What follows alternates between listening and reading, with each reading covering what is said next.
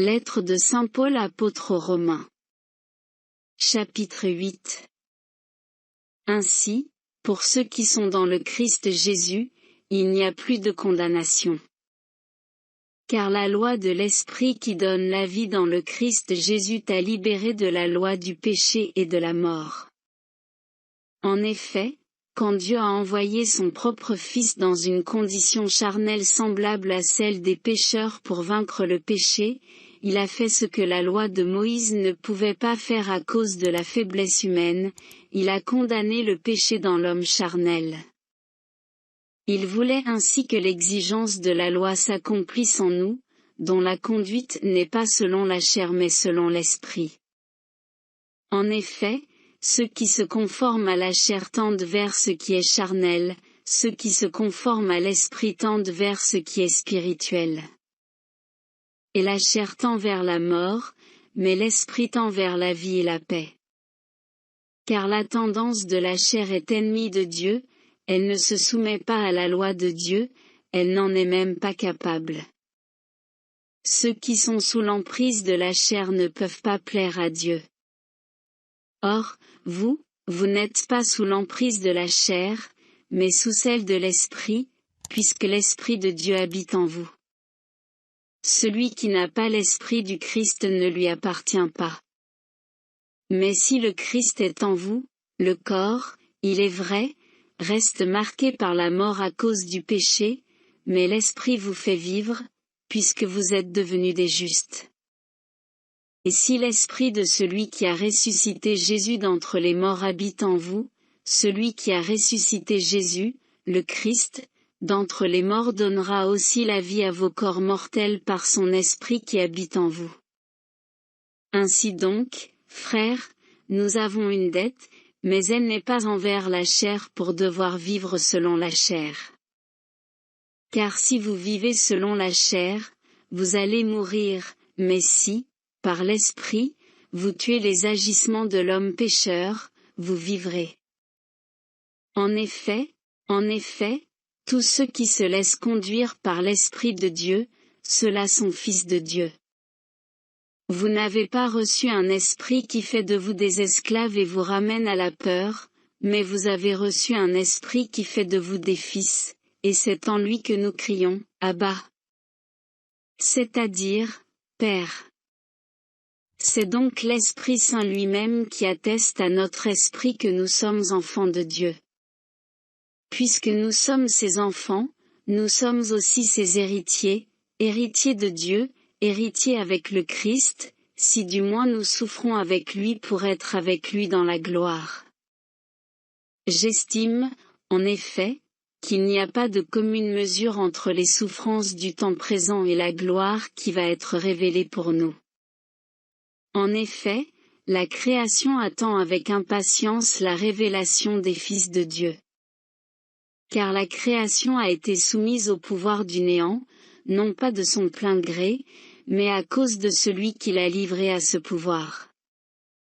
Pourtant, elle a gardé l'espérance d'être, elle aussi, libérée de l'esclavage de la dégradation, pour connaître la liberté de la gloire donnée aux enfants de Dieu.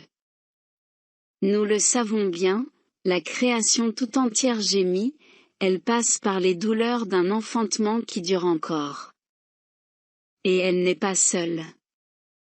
Nous aussi, en nous-mêmes, nous gémissons, nous avons commencé à recevoir l'Esprit Saint, mais nous attendons notre adoption et la rédemption de notre corps. Car nous avons été sauvés, mais c'est en espérance, voir ce qu'on espère, ce n'est plus espérer, ce que l'on voit, comment peut-on l'espérer encore? Mais nous, qui espérons ce que nous ne voyons pas, nous l'attendons avec persévérance. Bien plus, l'Esprit Saint vient au secours de notre faiblesse, car nous ne savons pas prier comme il faut.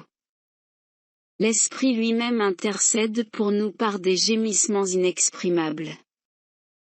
Et Dieu, qui scrute les cœurs, connaît les intentions de l'Esprit puisque c'est selon Dieu que l'Esprit intercède pour les fidèles. Nous le savons, quand les hommes aiment Dieu, lui-même fait tout contribuer à leur bien, puisqu'ils sont appelés selon le dessein de son amour. Ceux que, d'avance, il connaissait, il les a aussi destinés d'avance à être configurés à l'image de son Fils, pour que ce Fils soit le premier-né d'une multitude de frères. Ceux qu'il avait destinés d'avance, il les a aussi appelés, ceux qu'il a appelés, il en a fait des justes, et ceux qu'il a rendus justes, il leur a donné sa gloire. Que dire de plus? Si Dieu est pour nous, qui sera contre nous? Il n'a pas épargné son propre Fils, mais il l'a livré pour nous tous. Comment pourrait-il, avec lui, ne pas nous donner tout? Qui accusera ceux que Dieu a choisis? Dieu est celui qui rend juste. Alors, qui pourra condamner? Le Christ Jésus est mort, bien plus, il est ressuscité, il est à la droite de Dieu, il intercède pour nous. Alors, qui pourra nous séparer de l'amour du Christ? La détresse? L'angoisse? La persécution? La faim? Le dénuement? Le danger? Le glaive? En effet, il est écrit, c'est pour toi qu'on nous massacre sans arrêt, qu'on nous traite en brebis d'abattoir. Mais, en tout cela nous sommes les grands vainqueurs grâce à celui qui nous a aimés. J'en ai la certitude, ni la mort ni la vie, ni les anges ni les principautés célestes, ni le présent ni l'avenir, ni les puissances, ni les hauteurs, ni les abîmes, ni aucune autre créature, rien ne pourra nous séparer de l'amour de Dieu qui est dans le Christ Jésus notre Seigneur.